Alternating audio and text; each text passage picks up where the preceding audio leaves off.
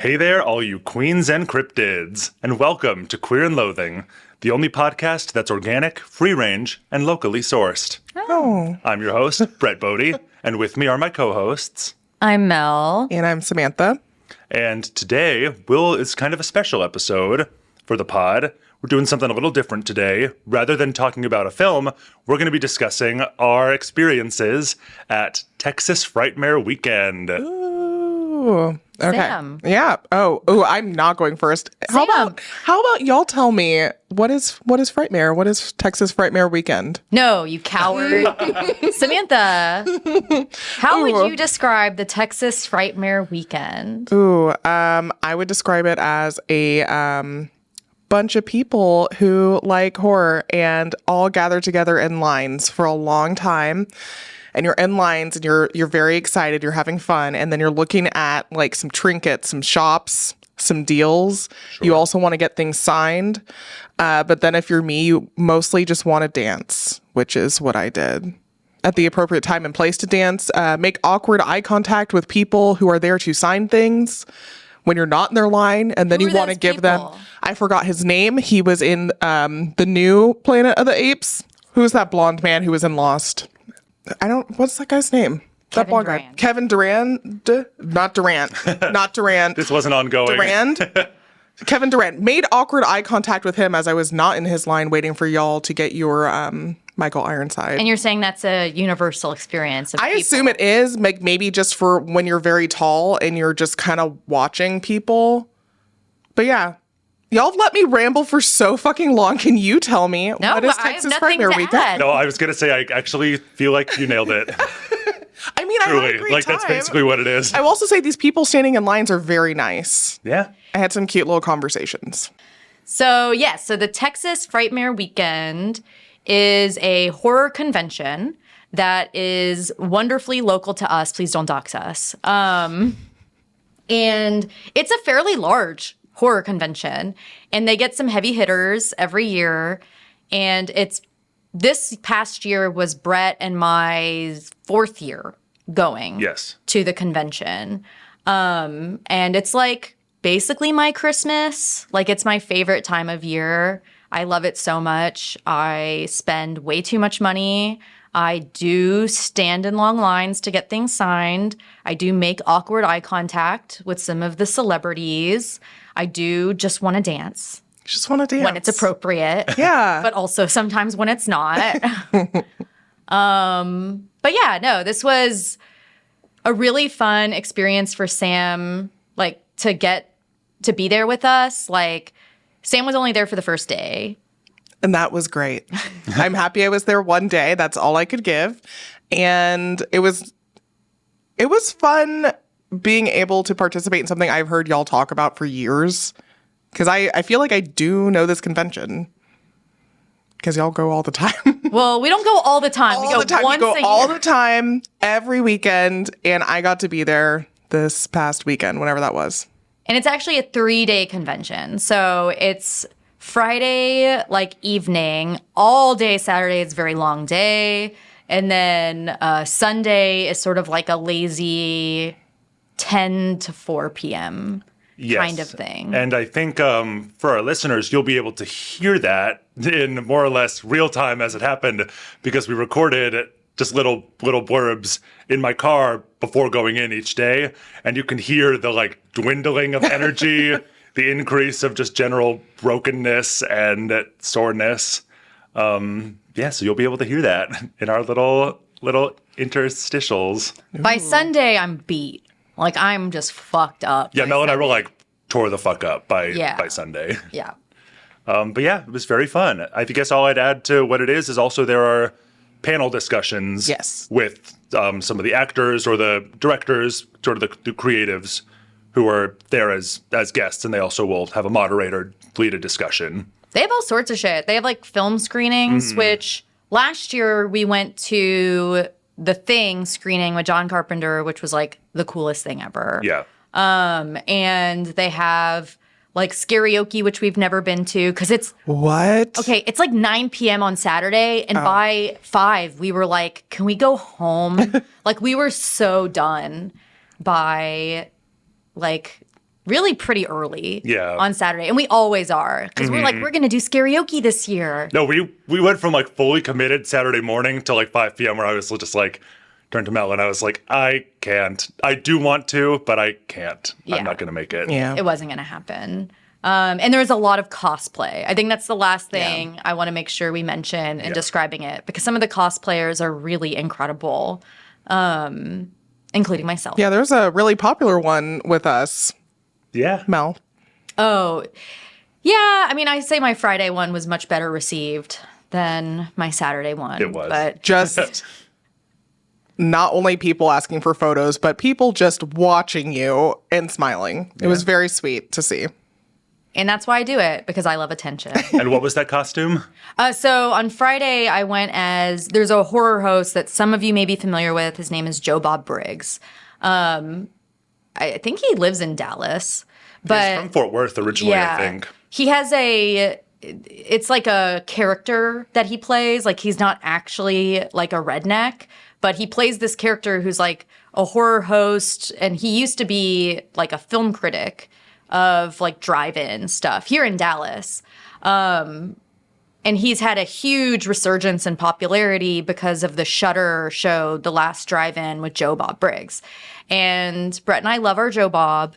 And so last year, I like kind of created this sort of, I don't know if I love calling it a cosplay because it just feels like a costume to me. It was like, it's like jeans and a button down kind of thing with a cowboy hat. But I also made a sign that sort of represents his drive-in totals. So before he shows movies, he'll just sort of summarize them. And I sort of summarized the convention. And it was so well received last year. I did it again this year. And people love that one. Yes. And people remembered you from last year. Yes. People remembered me, and it was very nice. And then on Saturday, I went as Frodo, and Brett went as Shelob/Theylob. Yes.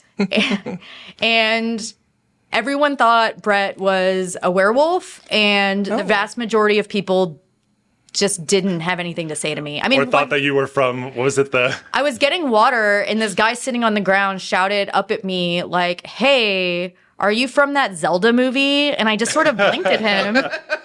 It's like my neurons just started misfiring. Like, I was like, "What?" And he said, "From the Zelda movie." And I was like, what? No, I'm from the Lord of the Rings. And he goes, "Oh, sorry about what I said about the Zelda movie." And I walked away. Also, sir, what Zelda movie are you referring to? There isn't one. I was like, what did I miss? You didn't. He did, though. That man. Yeah. So what'd we do? Let's do some highlights from this year. There were some highlights. There were some lowlights. There were, yeah. So let's start with Friday. Okay. I think this is where I'll throw it to. Here's a clip of us on Friday before we went into the convention. Do-do-do, do-do-do, do-do-do. Hello and welcome. It's your pals at the Queer and Loathing podcast, coming to you live from Texas Frightmare weekend. We're recording this in a car, and we picked up our tickets, but we have not gone inside yet because, Brett and I are VIPs. Samantha, on the other hand, is a plebe. Samantha, this is your very first Texas Frightmare weekend. Brett and I are old hat at this by now. Yes. What are you excited about?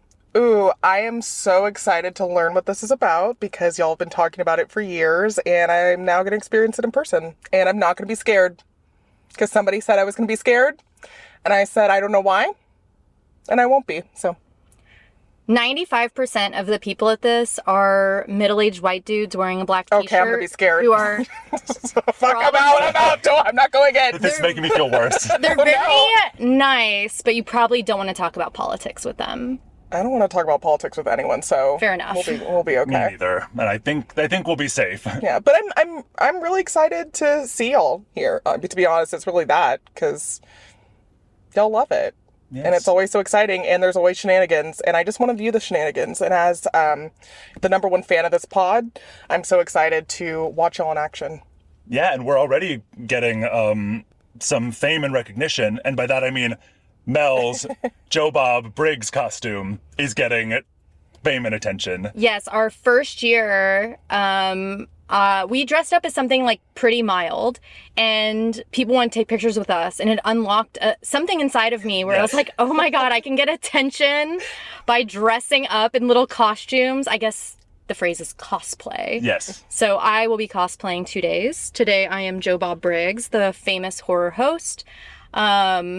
And yeah, so my goal today is to get as much attention as possible. But to be fair, that is my goal every day of my life. But this presents a new and exciting opportunity to get a different kind of attention. Yes. Positive attention, Yeah. maybe. It's already really a positive. So Yes. Brett, what are your goals? My goals for today are mostly just get the lay of the land and start prioritizing for the rest of the weekend. I will certainly get in some lines, get some autographs and some merch today, but my main goal is to just figure out what I want to do tomorrow and Sunday. Yeah, Saturday's the big day. And to shill for this very podcast and pass out a bunch of business cards. Yes, we are shameless hooers. But I don't know, classy about it. Yeah. Oh, and also just to we'll see. meet with the network with other people. Yeah. I think totally. that'll be nice, actually. These are our people. We have the capital C community. That's the gays, Samantha. Oh, okay. I thought Thank it you. was community. The Community. And then this is Bring the and then this is the horror, I guess, lowercase c community that is equally important to us. Yes, But maybe we don't interact with as often. for sure. Okay, well, we need to finish this up because I'm burning to death. Sweating. Yes, I turned off the air conditioning for audio clarity purposes, and I regret it. I'm 'cause dying. It's so hot. All right. All right, we'll see you on the other side. Yeah. Wow. We were so insightful then. My goodness. We what had a so much many energy. exciting So things we excited. said. And we were not overheated. No, Sam, I you can tell we're not sweaty by the way No, we not sound. sweaty at all. Sam, I couldn't believe that you would say that. Me neither. I never thought of you as that racist, but okay, go off, queen. Go off, I guess. Like a little less racist. I don't know.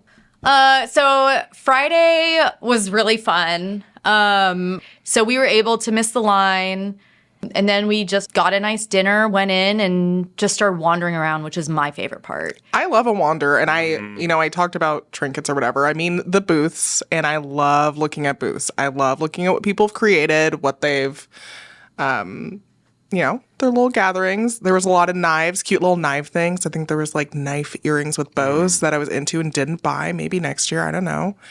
But it was really interesting, and there were nice people at their booths too. So. It's a lot of vendors selling like t-shirts and posters and artwork they make and like earrings. Skulls with florals around them. Yes, which I love was that. especially drawn to, even though I couldn't get any. I wasn't allowed to get anything, any skulls, anything that would take up like shelf space or any posters. Yeah. Because I have a full wall of posters in my home and then a full wall's worth of posters in a stack in my closet.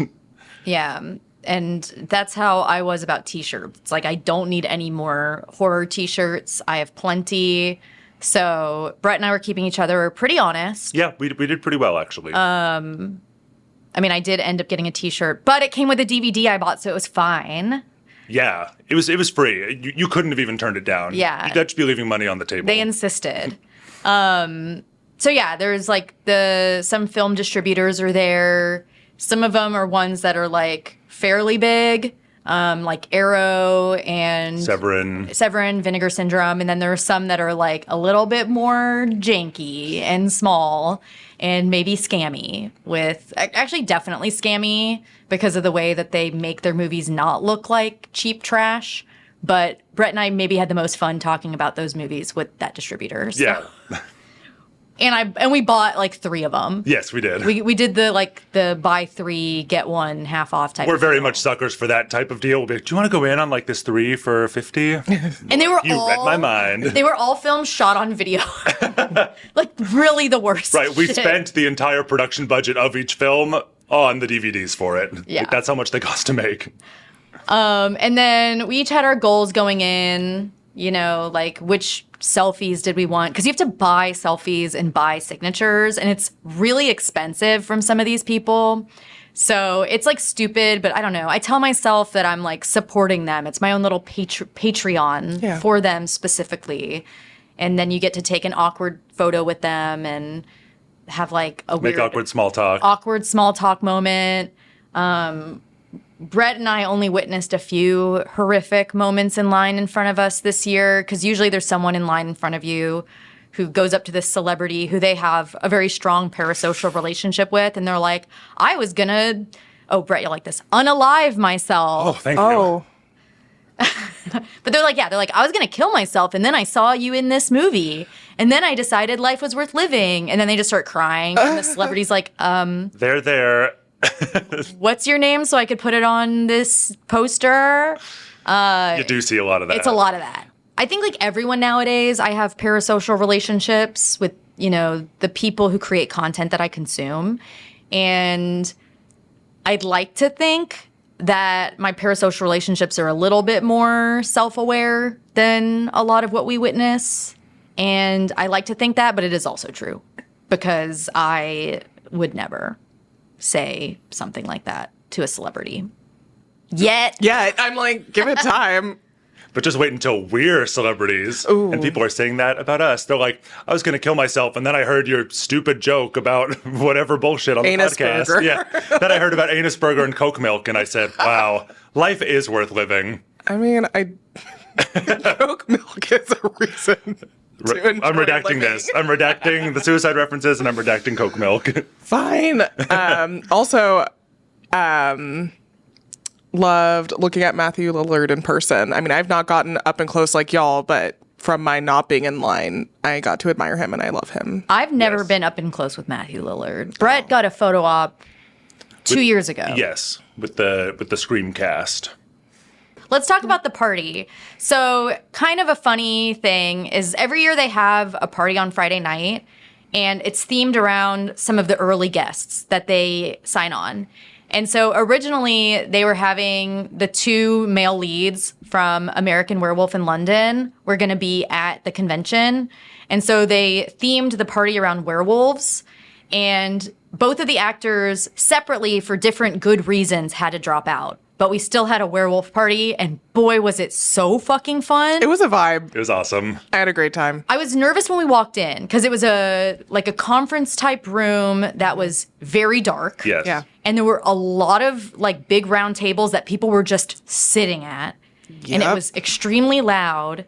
And I walked in, I was like, how are we going to have fun at this? I was immediately concerned about dancing because I do love to dance. And that's how I felt when I walked in and saw all of the big round tables full of people and like, Sitting on their phones. yes. And then like a few people dancing on the dance floor because I want to dance, but I don't want to be like on display. Yes. Well, So I was concerned at first, but you know, we got there.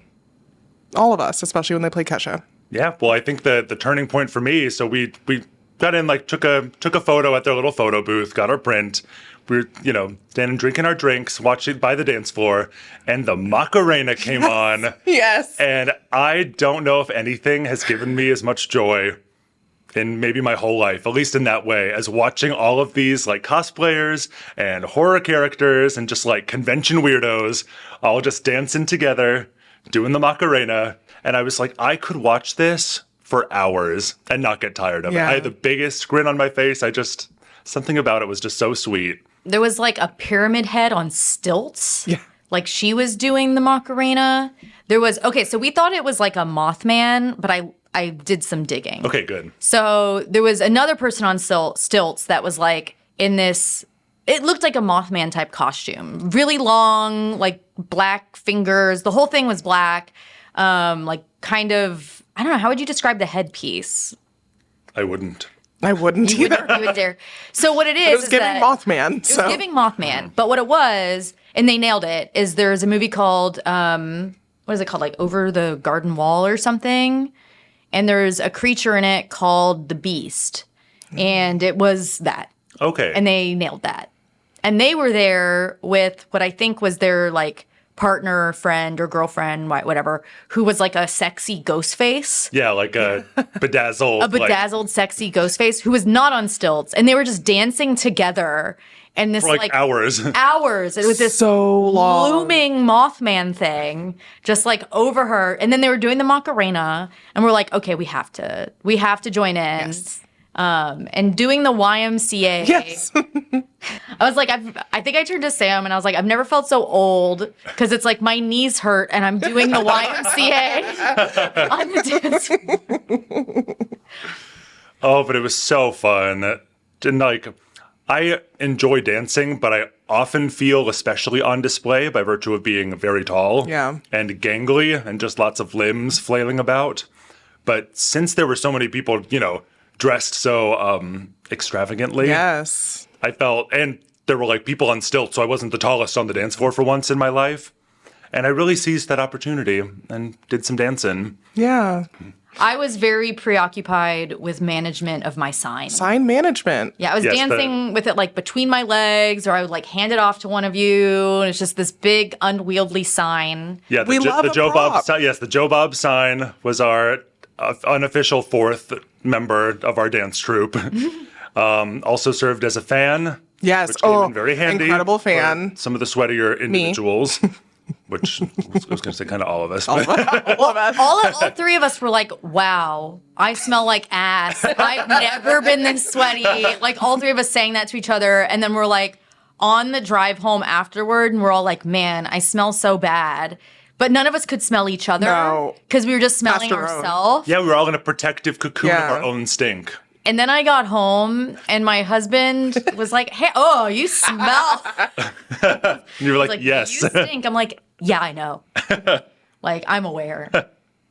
One of my personal highlights is when we were in line and I was just like, I wish they would play Kesha. Like that would be the only thing that's perfect. And we were just, waiting for drinks. And Outside the room, Outside in the the room. hallway. And then from a distance, I can't even remember what song it was, but I heard some second album Kesha. I think it was We Are Who We Are. Or I think so. I think it was. Mm. And then I just left y'all. You heard like the first beat of the song and you I know my ran girl. off and Brett and I were like, where'd Sam go? And you were like, to oh, it's a dance. Kesha song. Yeah, but it took me a lot longer, meaning like 5 to 10 more seconds to identify it. And Samantha, so she was long gone by the time I figured out what was happening. I went, I danced. Then they did one of the basic line dances. I can't remember which one. Not Cupid Shuffle. It was the Cupid Shuffle. Okay, so it was Cupid Shuffle. Did that, did my thing, came back, and y'all were still in the drink line, so I got to have my drink. That was Yeah, great. we moved, must have been at least 5 feet Yeah. in that time. Up in line. But I got to do my thing. You should. And I got to tell Brett my Cupid Shuffle story, which is just me watching The Voice, and Cupid of the Cupid Shuffle went on The Voice and behind the scenes said, I want to be known for more than the Cupid Shuffle. And then he sang the Cupid Shuffle. Well- and no one turned around. And then at the end, when they all turn around, CeeLo Green, who knew who Cupid was like, Cupid, why are you here? And it's one of the most awkward things I've ever seen on TV, and I cherish it forever. I'm sure you could find it on YouTube. But anytime I hear the Cupid Shuffle, I'm just like, Cupid, Cupid. what are you doing, man? And that's horror. I mean, it's the thing that made me feel like the most cringe Right. the whole weekend. Well, not the whole weekend. Let's talk about Saturday. Ooh, shall we? All right, so So Sam left. Bye, Sam. Yeah, I'm gone. So now I am pure audience member here. I want to hear everything. no, you're the moderator now. Fuck. Okay, now I'm pure Well, let me moderator. just talk over you Yeah, we're because I both don't talk over respect you. the moderator. Okay, I can't handle this. I'm audience again.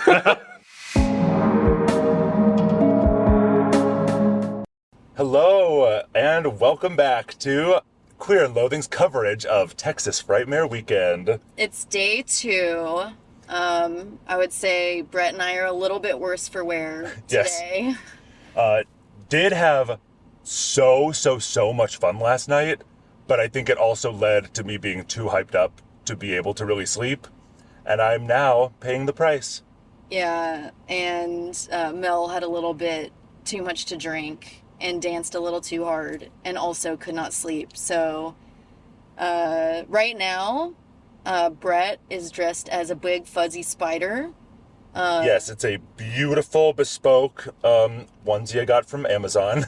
And I am dressed as Frodo Baggins. minus the ears, because just like in Greek mythology, right? Brett, what was like the fatal flaw of a lot of our Greek mythology heroes? Perhaps hubris? It was hubris of me thinking... We're such nerds. Me thinking I would be able to apply spirit gum to my own ears, having never done that before. So I have a lot of spirit gum in my hair right now, and no hobbit ears, but I cannot bring myself to give a shit because I feel so fucking tired. Yes, and I feel the illusion, the overall demeanor is still very Hobbit-like, even without the ears. I mean, even without the outfit on, I'm quite Hobbit-like. So. But it's about a little after 10 a.m. We're about to head in. Samantha is done with the HorrorCon. She only had one ticket. She was too afraid to continue, Yeah. too petrified with fear. Yeah, she was so scared. She was so scared of having to pay more to buy more tickets for today and tomorrow. Fair. Yes.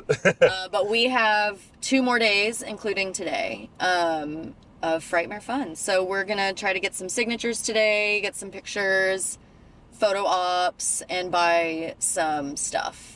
A whole bunch of stuff, Yeah. probably, that I need? No. No, But- neither of us need more shit. But it's coming. It's happening. So you'll be listening to this after we're here, but just in general, if you see me with a poster in my hands, just smack my hand. Just don't let me buy another poster. Yeah. No, I'm going to let you do it. But I know exactly which pile they're going in because I've seen the pile of posters in Yes. your apartment. All right. Well, we will see you on the flip-flop, y'all. Keep it floppy.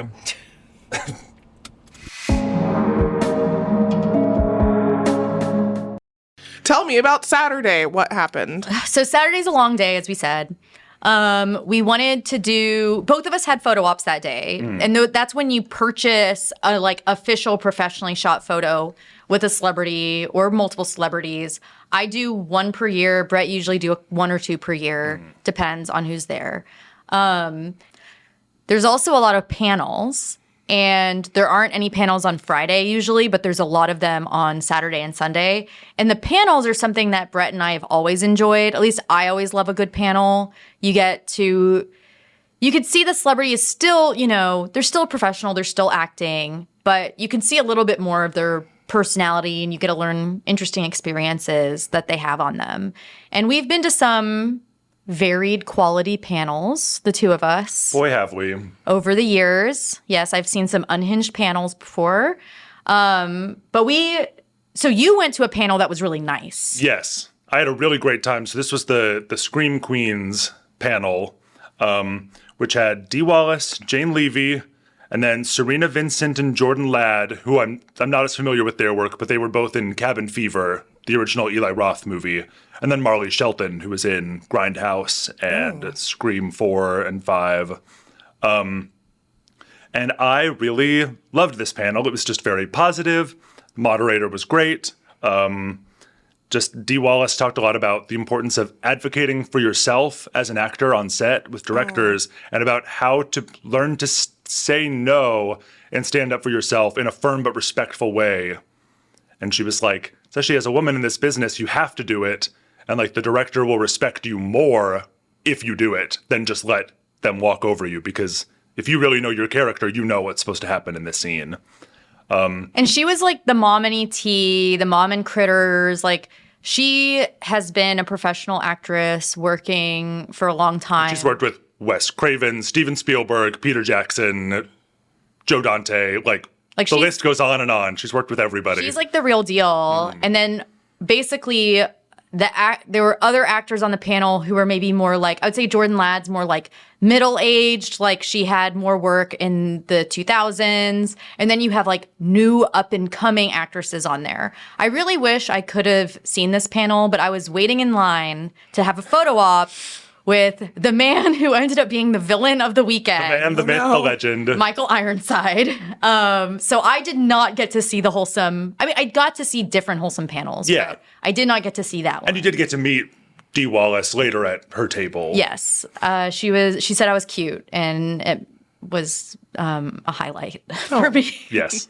My parasocial relationship. She's very nice. Yeah, she was very nice. Yeah, so that set a really lovely tone for panels for the day because it was just very interesting.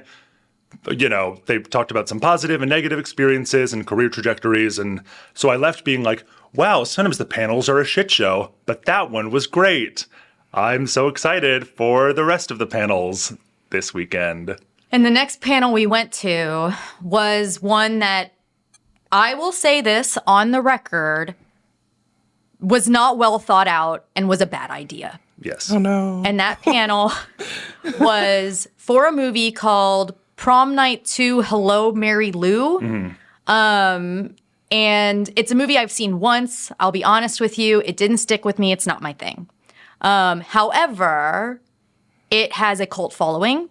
And because it had had a resurgence predominantly through Joe Bob's show and through the Dead Meat podcast doing a highlight of it, a lot of people are now fans of this movie. And because of that, they got the actress from that movie she is not a professional actress anymore. It was like the first movie she was in and one of maybe the only movies she was in. Lisa Schrage, I believe is her name. And she played Mary Lou in this film, who's like, mostly appears in like flashback scenes and then as like a spoopy ghost in the present timeline. And it was her. And because they had her there with this movie that has a big resurgent cult following, I think they just thought, well, we have another actor here who was in that movie because he was in like every movie back then. So they just threw Michael Ironside into this panel on a movie that I cannot reiterate enough. It was her first and only big role ever in a movie and a completely forgettable tiny throwaway role for this man. Because he's a man who's been in multiple huge blockbuster movies, has acted under some of the greatest directors ever. He has like at least, I think he said like 350 credits to his name. Yeah. Still acting, but is very much not in the same kinds of big, powerful roles he used to be in. But he was in like Top Gun, Starship Troopers, Scanners. Total Recall. Like, he was a pretty big deal. He was, or he is, a character actor. And he's Canadian, and because of filming laws in Canada, you need a certain number of Canadian actors in your picture, so he was often picked for that, and he was always like heavies. And so it was just really a massive shit show because he could not be less interested in this movie. Right, like at the beginning, the moderators moderated by Natasha Malone, and she had moderated the Scream Queens panel as well. And she, introduced them, invited them out, and was like, "Hey guys, I'm so excited to talk about this movie. This is one of my favorites. I've got so many questions for you both." And Michael Ironside is basically like, "Why? Like, it's a piece of shit I made 30 years ago and I don't even remember. And we reshot half of it because it was supposed to be a satire, and then they took out all that." And so, the structure of these panels is generally the moderator will ask questions for like 30 to 40 minutes of it, and then the remaining, time is spent taking questions from the audience. And she got about like 3 questions in, and he was like, "Okay, I've had enough of you. Let's take questions from the audience." And she looked kind of devastated. Well, she was. I don't know if she was, but she just like. Oh, she clearly had no poker face because if I were her, I mean, who knows? I probably would have been the same. But she just looked absolutely devastated. She gave up, because she was asking questions and he stomped all over them, derailed them.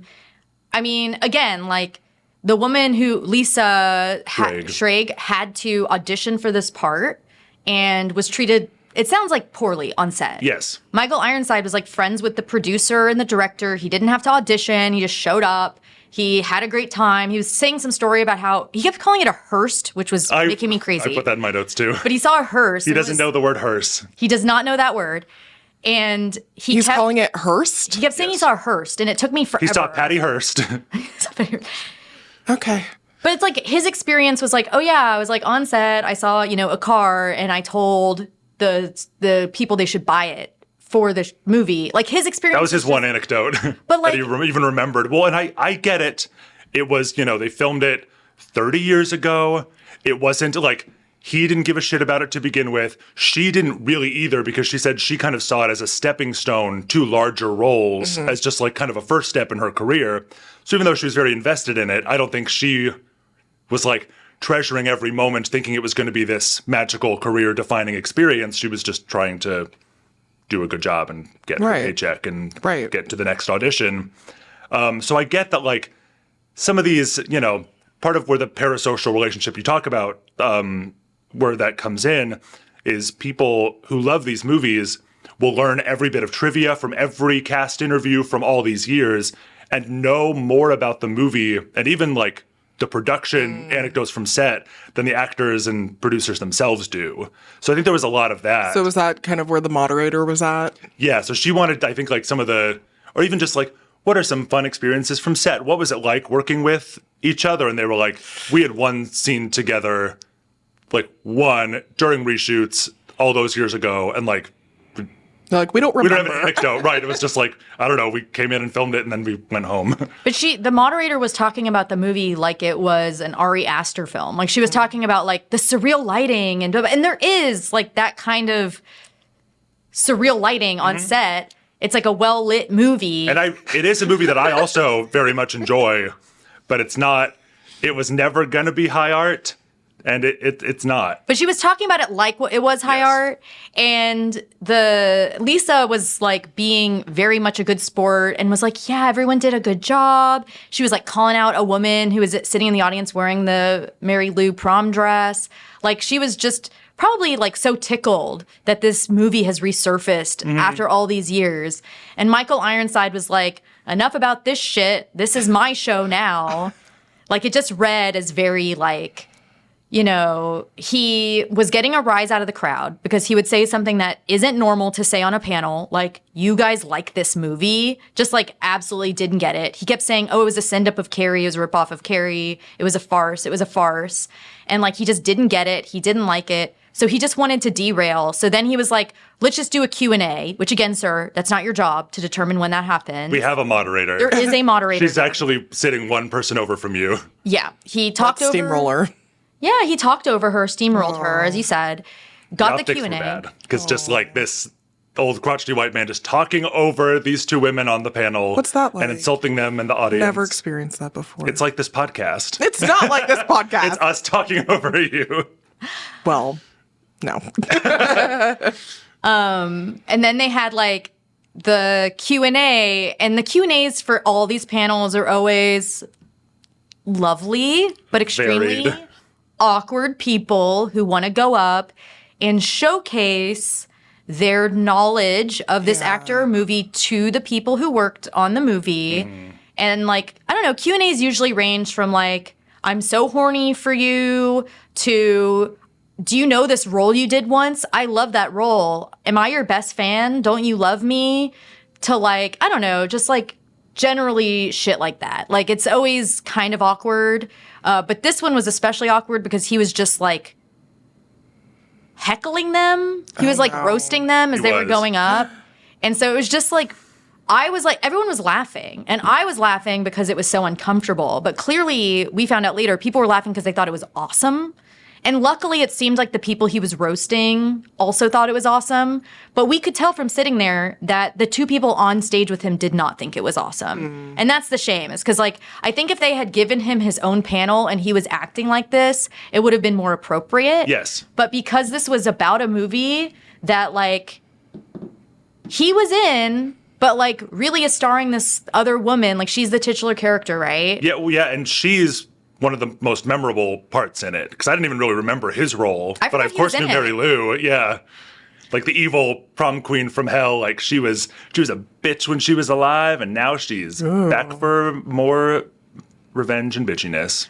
And, like, I still had a positive experience with him overall at the convention, because I think he was just playing a character, but it was pretty inappropriate. Yeah, I would say I'm not saying I think he's a bad guy. I'm not really trying to make broad value judgments. Just I think that the panel setup was very ill-advised, and I was disgusted with the way he was acting. There's and a it lack got of to the point- respect. Well, and he started mocking the audience so much, and I got enraged and I just left. I just walked out.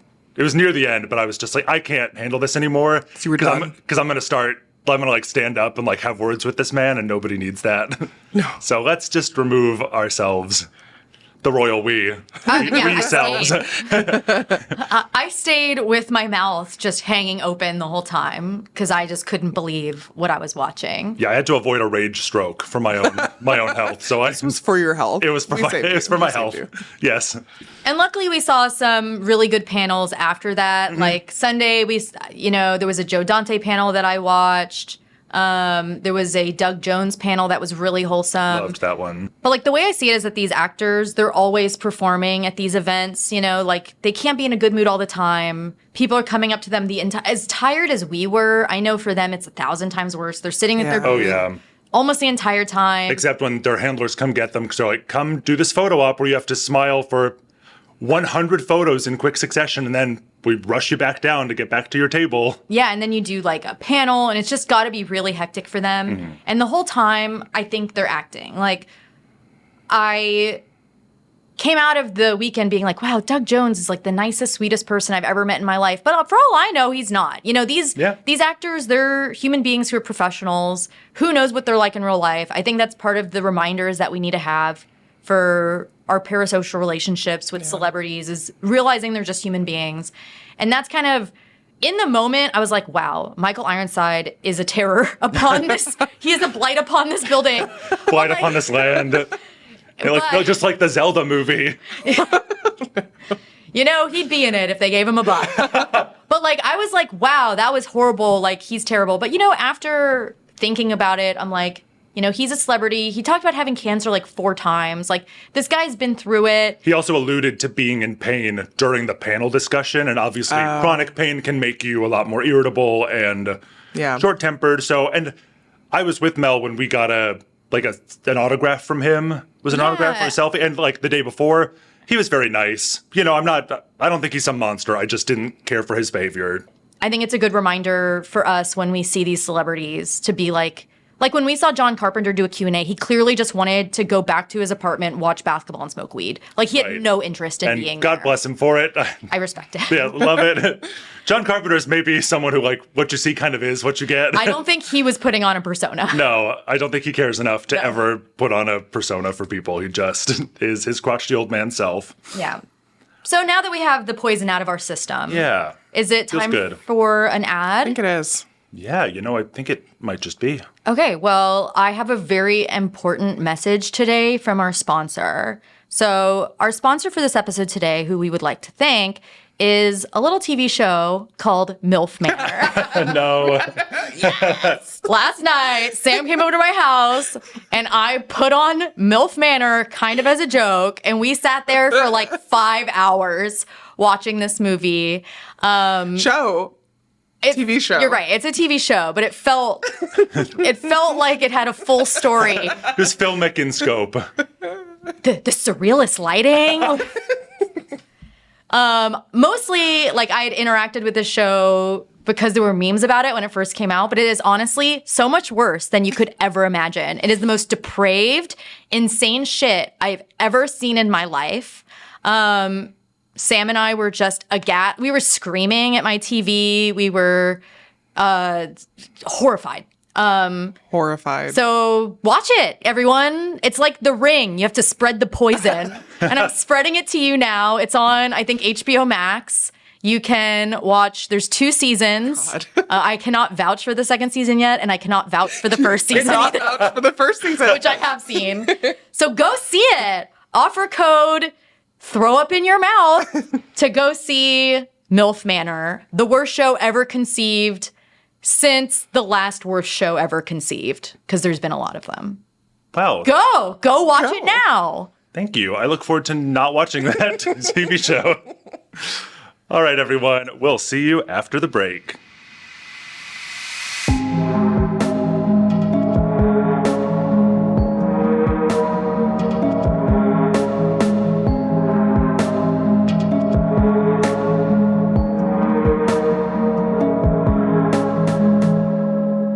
Well, thank you, Mel, for letting the people know about MILF Manor. It's pretty important. I hope all of you don't go watch it. To be Save honest. yourselves. Save yourselves. Okay, but now what I want to hear, tell me some of your funny stories from these past years that I did not attend.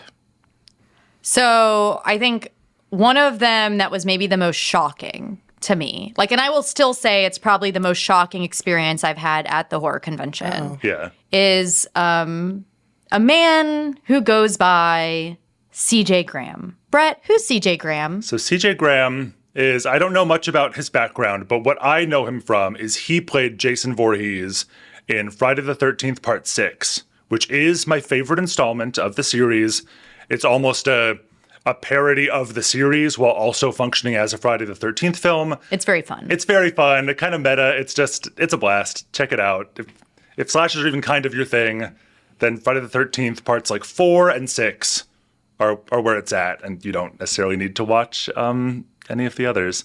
But anyway, so this man, he played Jason Voorhees, apparently got along well with the cast on set, but he was, I guess, some way like, I don't know the details. He was not asked to return for Part 7, and that's when the role went to Kane Hodder, who has played Jason like through the rest of the series. And in order to be a Jason, if you're not familiar with the part, you just basically need to be a really big guy. Just like a really big dude. Yes. Because Jason needs to be like basically a slab of death Yes. coming at you. Hulking and imposing. Yeah. So like well over 6 feet, a little bulky, a Yes. little menacing. And Brett has a beautiful collector's edition like box set of the Friday the 13th movies that he was going to get signed by various cast members and production people. Yeah. When they come to the Frightmare. So Brett was like, oh, I'll just get his signature. We'll wait in line. There was not a long line. Okay. But while we were in line, our first experience, which should have been our warning, It should have. It was an early red flag, but we didn't clock we it. steamrolled right past it. But there was like a young boy, probably like, I don't know, like 15 or 16 or something there with like a parent. And we walk up and CJ Graham is just like grabbing this kid's hair and like threatening to cut it because it was like a little shaggy, but like not. One, it doesn't matter how bad your hair is. Strangers should not be touching No, it. and two, it really wasn't egregious. It was just kind of normal, like teenage boy shaggy haircut. But he was like grabbing this guy and like threatening to cut it and just being very like manic. And I think he kind of thought it like he thought he was being funny. Like playful. Yes. That was how it all kind of read. Is he at was- least thought he was being playful and fun. Like we're all having a good time, even Very though playful. my energy's more aggro. But it's like we're all enjoying this. And I don't think that boy really was. And like with our Michael Ironside experience, I think that a lot of people at these conventions do like that kind of energy. Like they want it. But we were just not ready for it. Yeah.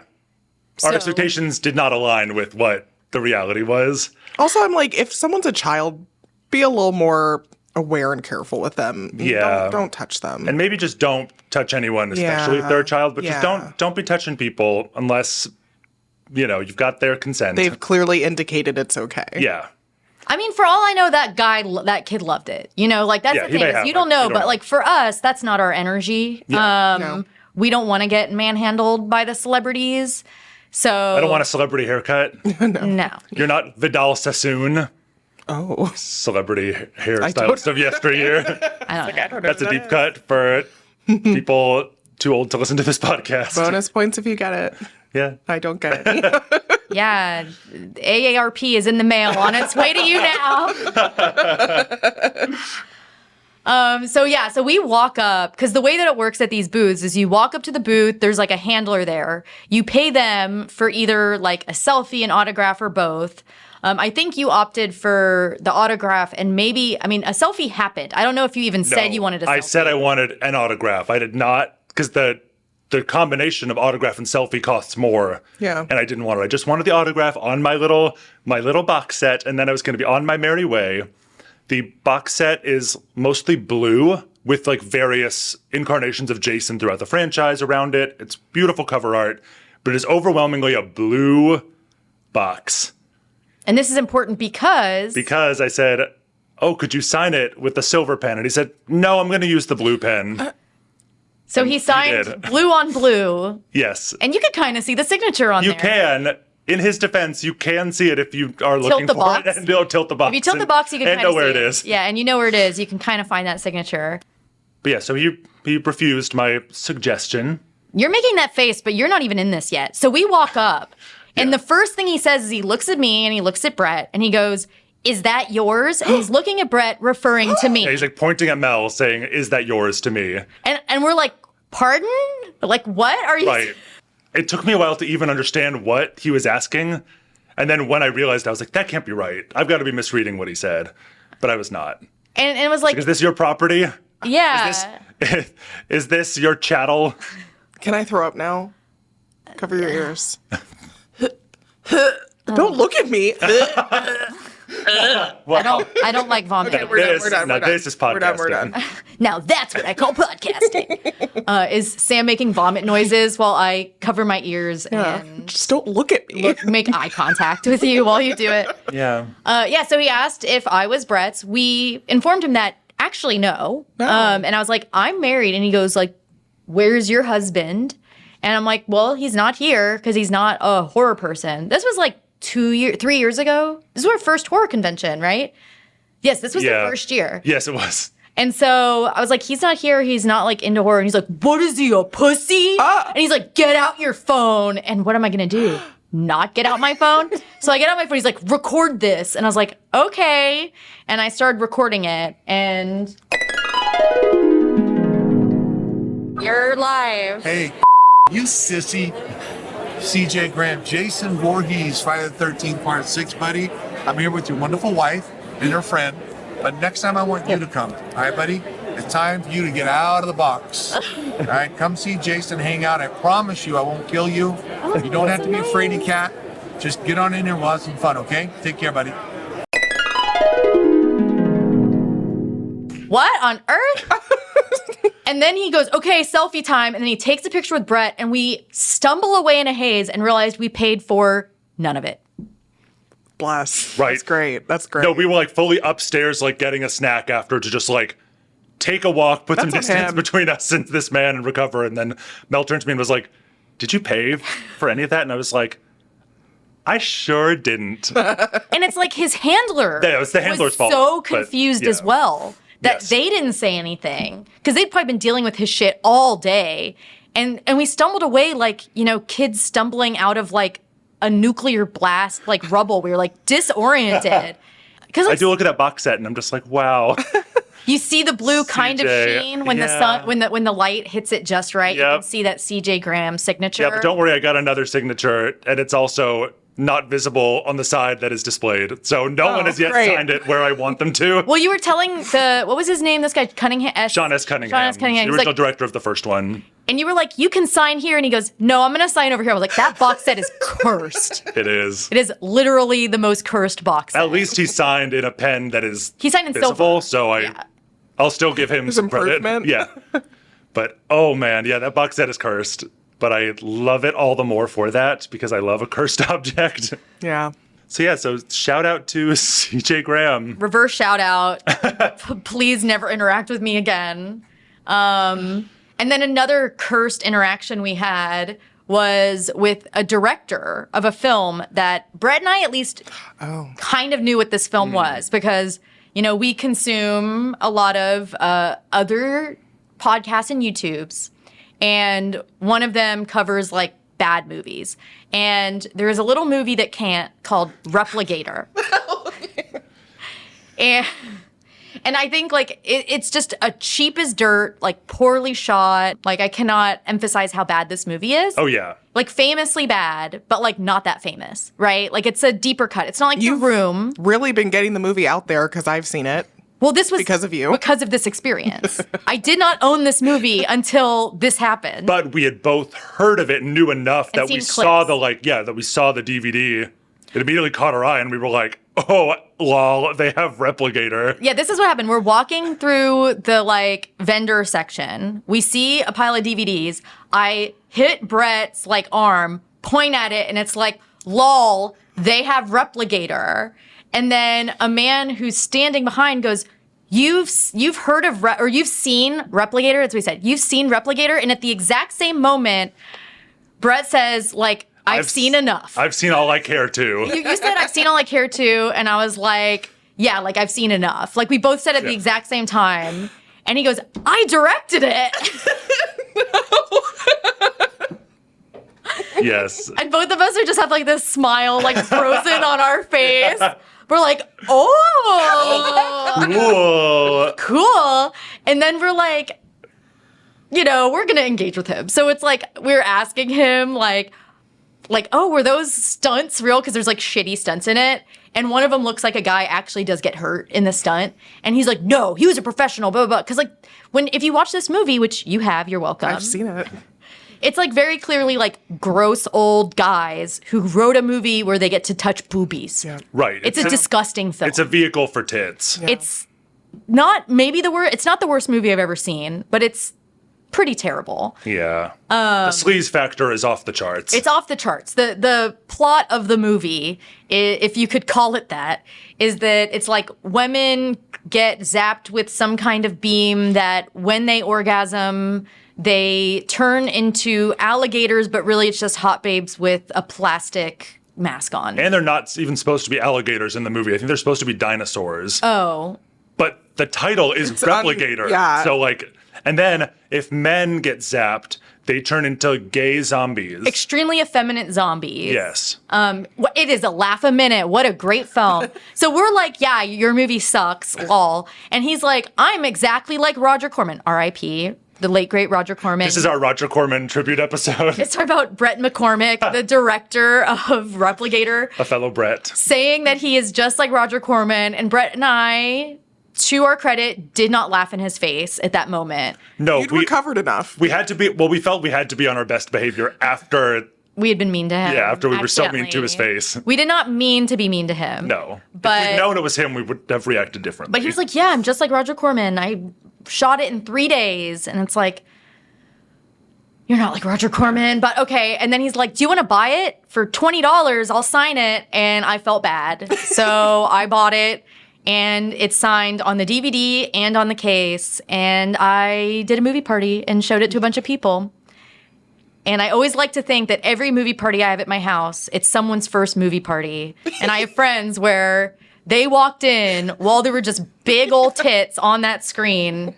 Thank you, Replicator.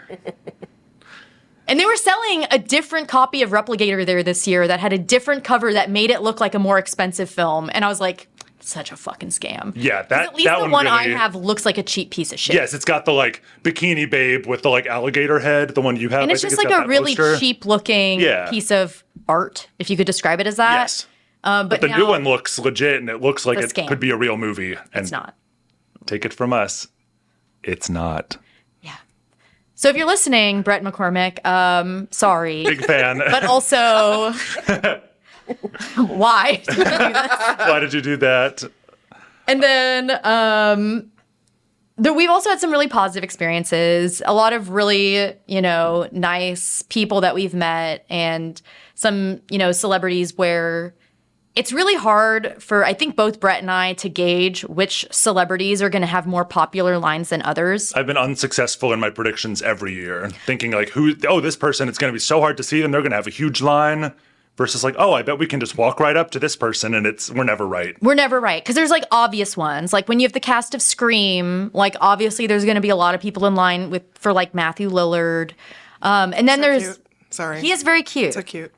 And like Neve Campbell's going to have an insane line. And sometimes there are just like super huge people there that we don't even bother. Like at one point I was like, I haven't even looked upon Eli Roth's face this weekend. Let's just stare at his face from far away. And that was enough for me. And that was enough for me as someone who, honestly, I'm not a big fan of Eli Roth. I mean, I'm more of a fan of seems his like face, I think. I find him very attractive. He's a handsome man. And I like him as an actor. I don't like him as a filmmaker. But like they had Sam Raimi there last year. John Carpenter was there last year. There's some huge people where it's going to be insane. Yeah, Robert Englund, who played Freddy Krueger. Some people are going to have really big lines. And then other ones is just shocking to us. Like Joe Dante this year, you could just walk straight up to him. This is the man who directed Gremlins. Like, he's so amazing. The Howling, no line. The segment in Small Twilight Soldiers? Zone, the movie. Yeah, Small Soldiers, which we're talking about in an upcoming episode. Yes.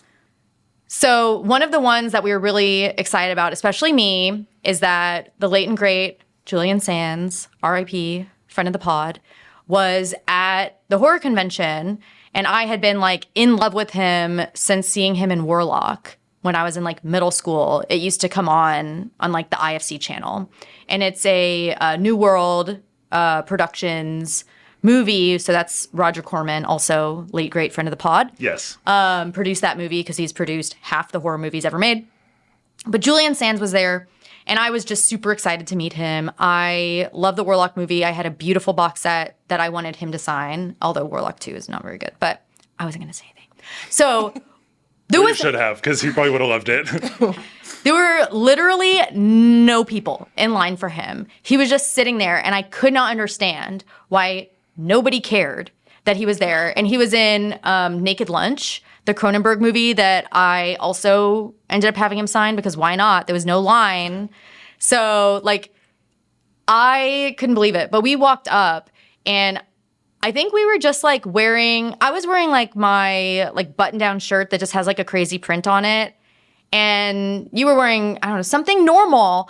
And Like, just probably a horror t-shirt that's very much in line with, like, what everyone else is wearing at the entire convention. And we walk up, and he's like, "Oh, you're wearing like an outfit," and we're like, "What? Yeah, I do tend to wear okay." clothes when I leave my house. We're like, "All right." And then the next day, there was still no line there, and I was dressed up as Dr. Herbert West from Reanimator, and I wasn't about to go up into his line again that day, but I had a photo op that I bought with him.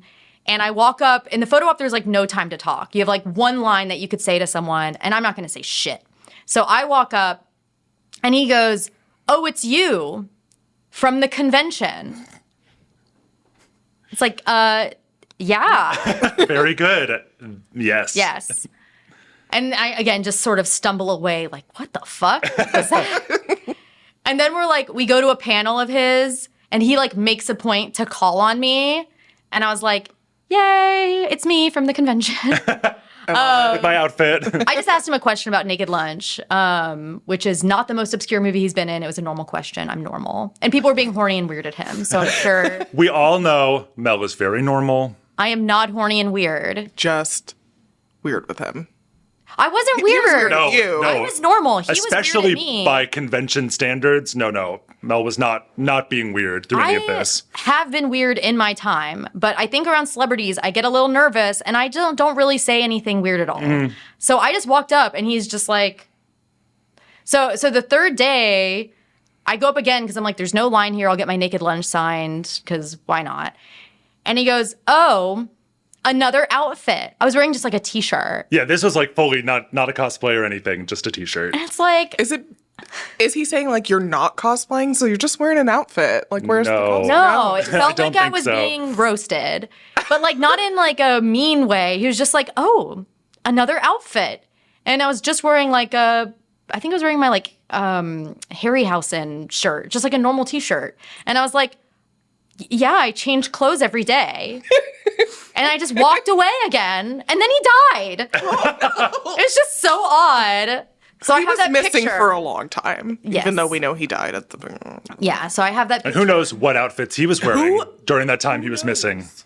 We can't know. And because he's dead, he cannot deny when I call him friend of the pod. Yeah, Yeah. friend of the pod, friend of the pod. Friend of the pod, Julian Sands, R.I.P. Yes. So whenever a celebrity very is mean to handsome. me, he was, So handsome. just the best. Love Room with a View, love Warlock, highly I love Room with a recommend.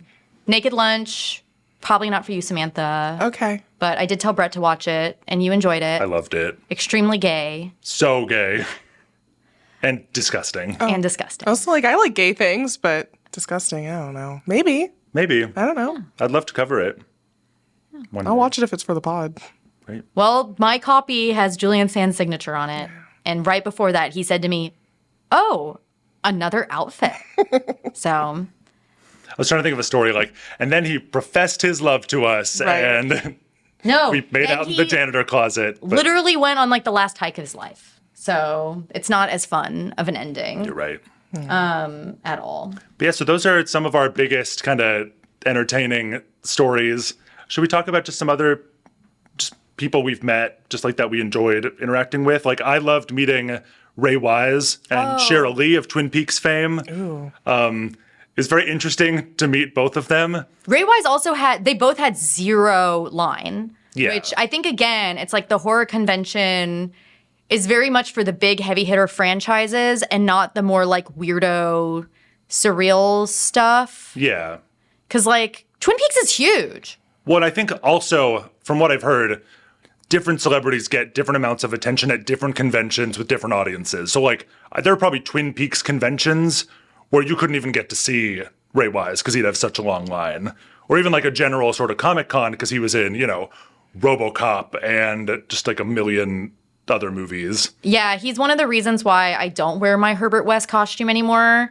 Because we went up, because you were getting your Fire Walk With Me poster signed, and I was getting my RoboCop signed by him. And he looks at me and goes, "Oh, you're a little doctor today." Because he had seen me like the day before dressed as Joe Bob, and he was like, "Oh, a cowboy." And I was like, he thinks I'm like a special child that this man, Brett, is like walking around. My ward. I was like, I need to get rid of this fucking This little cowboy's in my my custody. He's like, "Oh, you're just a little cowboy. You're dressed as a little doctor today." And I was like, "Please just sign my RoboCop." But he was very nice. Yeah, he was. He But was I'm awesome. never wearing my Dr. West I'm costume recovering again. from that, Lord. I'm sorry. But yeah, I really loved meeting them. We met Felissa Rose last year. We waited in line forever for her. Like 2 hours. But it was worth it. Yeah, she was so sweet. If you know who she is, she played Angela in Sleepaway Camp, the seminal cult classic. Yeah, and she has been on Joe Bob's show, and I was dressed as Joe Bob. So when we got to the front of the line, she tried to video call Joe Bob with me on it, and so that left him a voicemail. So that was cool and worth it, That's in my pretty cool. opinion, because I don't yes. like waiting in line. Yeah, And we no. waited what felt like over an hour. It was probably 2 hours. Yeah. That was actually by far the longest we waited in any line for Ever, anyone. yeah. And ever will again. And ever will again. But you know what? I am glad we got to meet Felissa Rose because she's awesome. And then one we didn't wait in line for, so we had the VIP passes this year, so we got to skip lines. And so Lynn Shay, who I think has become much more famous recently because Yes. of the Insidious movies, she was there at the HorrorCon. She had a crazy line. We were able to skip the entire line. They just pushed us right to the front of the line. And when we get up there to the front, she's like, "I'm so sorry you guys had to wait so long for me. That means so much." And we're like, "It's worth it." Right. We were just like With it's- everyone Yeah.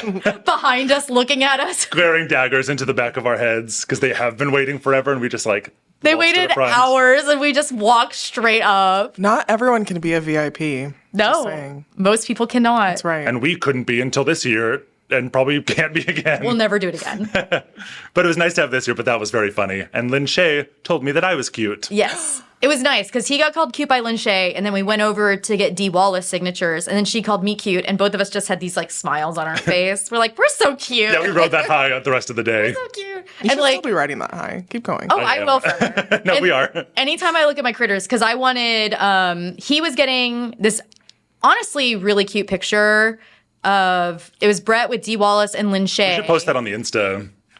It is. Is Oh it? no, it's not. The photo ops aren't. But we can post it. But like he had this really cute picture with them that he was getting signed, and then I was getting my copy. I like getting my DVDs signed. Brett McCormick set me on it, but Set you down a dangerous path. Yeah, so I wanted them to sign my copy of Critters, and Dee Wallace signed it. And she used this like pen that was like green, and she's like, "You need to let it dry before you put it away or it will smear." And I go, "Uh-huh." And I just immediately stuck it in the thing. So my copy of Critters has Lynn Shay's adorable signature where she do like little hearts on the critter's eyes. And then it has like Dee Wallace like smeared across it. And I'm like, it could not be better. Yeah. Like it's perfect. Yeah. Yeah, it captures a moment in time where you were listening but not understanding. Which is very common for me. Yeah. My processing was a little delayed, but I was like, "Yes, ma'am." Right in there it goes. Psht. We didn't have to wait in line for Doug Jones. That was really cute. He was very sweet. Did y'all post those photos? Because I need those out. I did. I wish we got a photo of when he leapt into my arms. I didn't have time to take a picture because we had taken our pictures, and then he just like as he was in the air jumping to Brett's arms, he's like, "Can you hold me?" But he was like already in Brett's arms, and I didn't have the camera at that point. Right. No, I mean, there was no way we could have taken the photo because we just weren't prepared. Like, the photo op was done. Like, I'm But just he gonna leapt have to into my remember arms, this. and then I did hold him for a few seconds. It was very sweet and surprising. And he was like Did pinching you our fall cheeks. in love? Kinda. Oh, I love it. I think everyone left there a little bit in love with Doug Jones. Yeah. Like, he was really on it. He was great. He clearly Oh, yeah. cared a lot about the fans. He was charging so much for everything. So, like, he probably left was a giving super... it, so- but it was... I will say he earned those higher prices more than probably anyone else, just from like, he spent so much time with everyone, talked to people. I loved in his panel, someone asked him about if there were any up and coming actors who are also creature performers, like who do what he does. And he named like 5 right off the bat, first and last name. Some of the projects they did was like, actually, I've been mentoring a few, young men following in my footsteps, and here they are, and they did this. Check him out. And I just thought that was so classy that he didn't volunteer it like he was asked, but he didn't have to rack his brain. Yeah. He knew exactly who these younger actors were. He wanted to give them their credit. Speaking of photos, I also love the one of you and Juliette Lewis, Brett. Me and Juliette Lewis, yeah. You and Juliette Lewis, Brett. And Tom Savini was also there. Which, I mean, he... I only have eyes for her. Yeah. And you, I kinda guess. did too. Well, I had met Tom Savini and gotten his autograph at He's the there first convention. every year. He's there every year. Very nice and Quiet. awkward, quiet gentleman. Famous for, makeup and prosthetic effects from every iconic movie. But yeah, I was very excited to meet Juliette Lewis, and I was wearing my Queer Loathing t-shirt, and she said, "I love your shirt." And she's like kind of pointing to it in the photo. And she's clearly listening now. We love you, Juliette Lewis. Shout out Love Juliette you, and you're Lewis. Beautiful, and I'm obsessed from a distance. Yeah. Not enough to meet you, but I was very excited to Yeah. encounter her. She's awesome. and I love her enough to live through you. yes. My question for you, Sam. Fuck. Yeah, because you're What? not off the hook here. Oh, shit. So if someone gave you the money for it, okay? So there's no pressure here. If you had to buy a photo op with one of the celebrities, I'll say any actor, who would you buy the photo op with? An awkward second of taking a picture with a celebrity. I need some more parameters here. So are we talking, They're Horror alive convention. still. wow. But Yeah, maybe like would possibly appear at a horror convention, whether or not they're mostly associated with horror. Yeah, Jamie Kennedy goes to these things. He's been there twice, and he's not, I think, most associated with horror. Yeah, and I would say that anyone from Buffy the Vampire Slayer would qualify because they would conceivably be at a horror See, and convention. one would think because I love Buffy, one would think I would pick Buffy and my little bachelorette party, little spa day. My best friend made a Spike cutout. I think it was something like Kiss Spike or something. So one would think Was his name that James Marston. Yeah. Yes. One would think I'd pick one of them, but I cannot meet any of them in real life because I am such a big person, and that would I'm 6'2", I'm so tall, and I need them to not be tiny. I'm just gonna pick Matthew Lillard because Yeah. I was just loving him with my eyes, and I was like, I wish I would meet you, but I wish I wouldn't because I don't want it ruined. But you're so cute. and But if adorable. you brought Redacted, your child, Yeah. with My you, child Redacted. you would get to have a really nice meeting with him because he'll pull people out of line who have kids. Okay, to, like, take Redacted is pictures. coming next year. Is there? I don't think Matthew Lillard's going to be there next year, but Shit. Bye. the next time he comes, Imagine you like pushing the stroller away, just like Fuck this get out of kid." here, redacted. I'm off to find Matthew Lillard wherever he may be. No, but I'm like, really somebody. There should be somebody I would love to meet, but Well, I think he's a good choice. And I got to say, when I had my photo up with the Screamcast, it was Nev Campbell, Matthew Lillard, Skeet Ulrich, and Jamie Kennedy. And so I, just had to be ushered in. I was like standing in the middle of them and took a quick picture and was gone. So as I'm walking up, I'm like, I'm a big fan of all of you.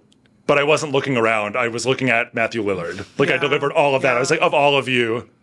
Yeah. As I just stared at Matthew Lillard. Because he's probably the number one of he has, what do these that kids cast. call it? Riz? He's got it. He's got it does. from a distance. At least does. Riz for me. Yeah, I mean, I absolutely adore his performance in Scream, and that love was only solidified when he appeared in Twin Peaks: The Return. Oh, That's a quick way to your heart. It really is. Ooh, so. changing my mind. What's his name? Ray Wise? No. I don't know who that is. I don't get this. Who did I send you, Brett? That video in the banana suit. Oh, Kyle MacLachlan. Yes. We do. I would love to meet him. We do stand. We absolutely stand Kyle in a MacLachlan. banana suit. Yeah. He does have a very wholesome Instagram account where he is just posting a ton of videos of himself being very goofy. He seems so genuine and just like happy to be here, and I feel like he'd be a sweetie. I bet he would. That's a really good choice. Thank you. I think your two choices are really solid. Thank you. Probably But also, a woman I was somewhere going to in say, there. also, why do you hate women? That's going to be my next question. Well, clearly it's You really like old white men, huh?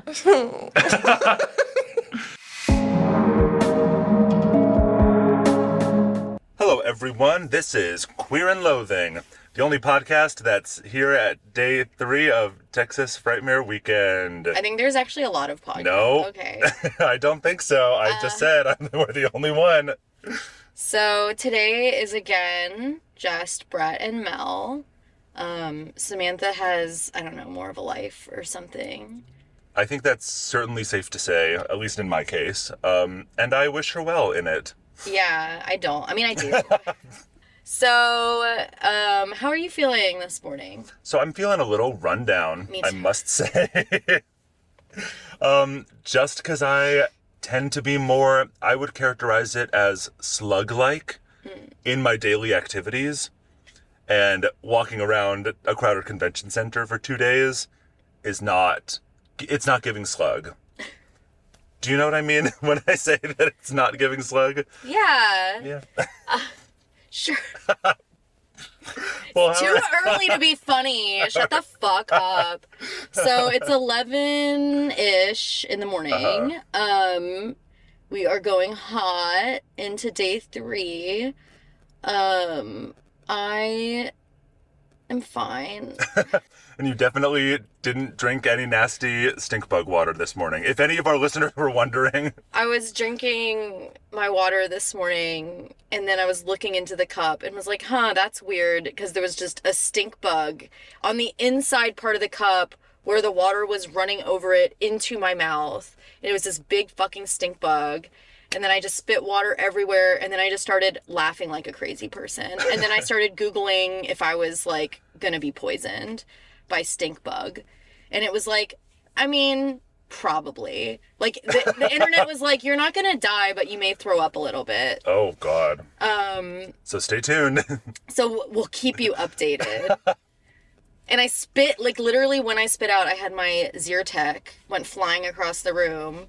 So then I threw that in the trash, but then I was too scared to take a new Zyrtec because I'm a crazy person. And so now my nose is running. Yeah, so we're perhaps a little worse for wear. We're running one at more than about- the other, maybe, but I'm at about 35%. yeah, I would say I'm a little higher than that, but definitely not at full capacity. But yeah, that's all I got. Yeah. So stay loose, everyone. Yeah, keep your butthole loose. Keep your compartment nice and loose. Bye.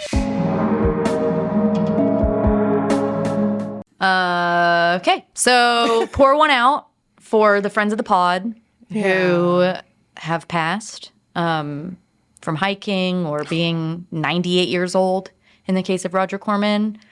And that's about it until next year. I mean, Brett and I will go again. Sam, I'll go for a day. a day. Great. For whatever the day I have to dance, so I'll go that day. Great. Friday. Friday. So yeah, see you next Friday at the Texas Frightmare weekend. See you on the dance floor, listeners. But don't approach. You can right. admire us from afar. Yeah, please don't talk to me. Don't touch her hair. Yeah. All right. Well, I guess that about does it for this episode. So until next time, I'm queer. I'm Loathing. And I'm Samantha. Bye, you fuckers. Later.